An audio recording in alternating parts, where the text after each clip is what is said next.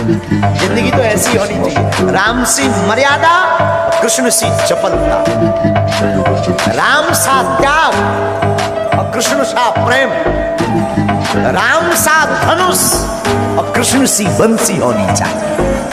जहां धनुष लेकर के धर्म की स्थापना राम करते, वहीं बंसी बजाकर हमारे कन्हैया प्रेम का पाठ पढ़ाते। लेकिन याद रखना, केवल भगवान कृष्ण बंसी नहीं बजाते, भगवान कृष्ण बंसी के साथ साथ चक्र सुदर्शन भी चलाना चाहते। वो केवल गोपियों को नाच नहीं नचाते, वो महाभारत में योद्धाओं को भी नचाकर जानते। कृष्ण परिपूर्ण, कई लोग अंतर बताते कि राम परिपूर्ण नहीं है, कृष्ण परिपूर्ण। हम कहते राम और कृष्ण दोनों में ठीक इतना अंतर है जितना सूर्य और सूर्य की रोशनी में अंतर है, दोनों एक। लेकिन आज हमने आपको कहा कि हम आज भगवान राम और भगवान कृष्ण की विपरीत परिस्थिति बतलाएं, दोनों में क्या समानता है।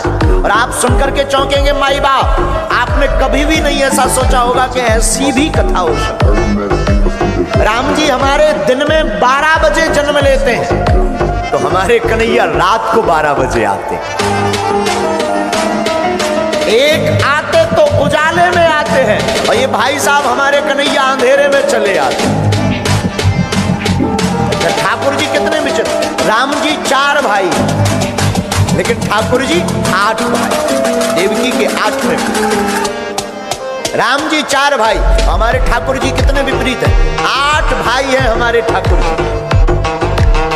राम जी 4 भाइयों में सबसे बड़े भाई, राम जी 4 भाइयों में सबसे बड़े हैं, हमारे ठाकुर जी 8 भाइयों में सबसे छोटे। कितना अंतर नहीं, राम जी एक विवाह करते हैं और ठाकुर जी अनेक। रघुनाथ जी तो एक ही पत्नी व्रतधारी है, श्री जानकी, लेकिन हमारे ठाकुर जी चले आओ,